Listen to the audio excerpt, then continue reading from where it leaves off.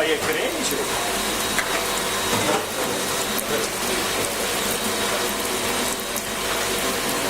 Ekki vera.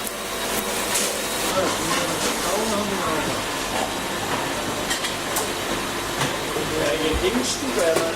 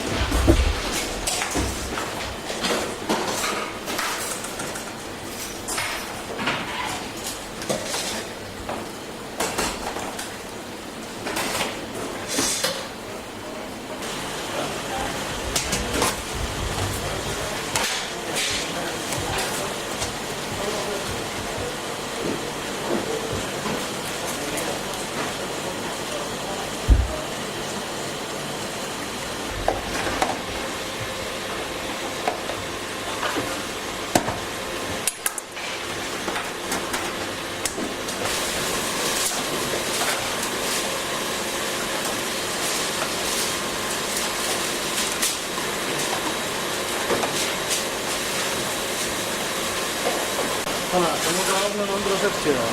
Hvað? Þú mútti að opna 160? Ég kveikti bara á hann til að prófa hann sko. Settu bara það sem þú vilt.